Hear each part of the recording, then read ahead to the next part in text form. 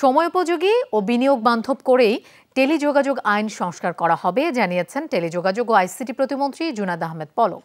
টেলিযোগাযোগ আইন 2024-এর খসড়া চূড়ান্ত করার আগে বাতিল করা হয়েছে নেতিবাচক বেশ কিছু ধারা।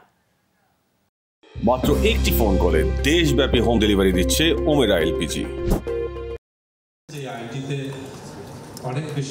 সকালে বাংলাদেশ টেলিযোগাযোগ আইন 2024-এর খসড়া নিয়ে গোলটেবিল আয়োজন করে টেলিকম রিপোর্টারদের সংগঠন টিআরএনবি।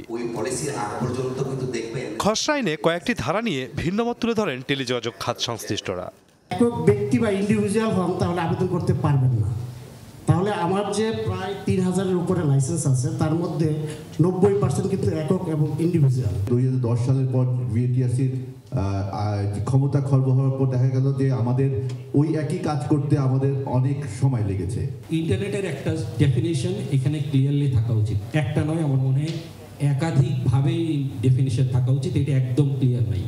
বিরোধ নিষ্পত্তির জন্য দেশে 2001 সালে প্রণীত একটি পৃথক আইন থাকা সত্ত্বেও খসড়ায় এ সংক্রান্ত ধারা সন্নিবেশিত করা হয়েছে, যা নতুন করে সমস্যা তৈরি করবে। খসড়ায় সর্বোচ্চ 300 কোটি টাকা সহ উচ্চ জরিমানার বিধান রাখা হয়েছে, যা অনেক বেশি বলে জানান তারা।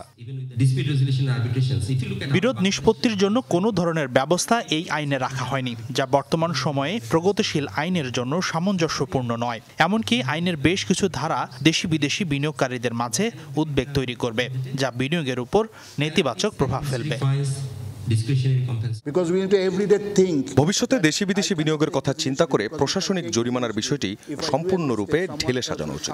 বিনিয়োগের ক্ষেত্রে শাস্তিমূলক ব্যবস্থা বা জেল জরিমানার ভয় শুধুমাত্র দেশি বিদেশি বিনিয়োগকে অনুৎসাহিত করবে না, সব ধরনের উদ্ভাবনী পরিবেশকেও ব্যাহত করবে। টেলিযোগাযোগ খাত বিকাশের নিয়ন্ত্রণ সংস্থা বিটিআরসি যেন স্বাধীন কমিশন হিসেবে কার্যক্রম চালিয়ে যেতে পারে তা নিশ্চিত করার পরামর্শ উঠে আসে। আমার উপরে যদি একজন সুপারভাইজ করিয়া বলে যে না এইটা হবে না এইটা হবে, সে জায়গায় আমার ব্রেন, আমার অভিজ্ঞতা, আমার থিঙ্কিং এটা কিন্তু কাজ করবে না। কাজে বিটিআরসি আসলেই ক্ষমতা চায় না, বিটিআরসি তার দায়িত্বটুকু সঠিকভাবে পালন করতে চায়।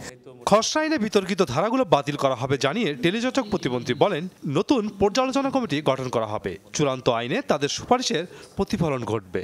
প্রাইভেট সেক্টর কিংবা আমাদের স্টেক হোল্ডারদের কোনো প্রশ্ন থাকে, কোনো উদ্বেগ থাকে অথবা কোনো আশঙ্কা থাকে, যেটা আমাদের স্মার্ট বাংলাদেশ বিনির্মাণের জন্য বাধাগ্রস্ত করবে, যেটা আমাদের বিদেশি বিনিয়োগ আকর্ষণে বাধাগ্রস্ত করবে, কিংবা আবার নাগরিকদের জন্য সেবা প্রদানে আমরা ক্ষতিগ্রস্ত হব, সেগুলো কিভাবে সংশোধন করা যায়। খসড়ায় এ খাতের লাইসেন্সিদের অপরাধকে জামিন অযোগ্য অপরাধ বলে বিবেচনা করা হয়েছে। দায় মুক্তি দেওয়া হয়েছে সরকার বা কমিশনকে। মাসুদুজ্জামান রবিন, যমুনা নিউজ, ঢাকা।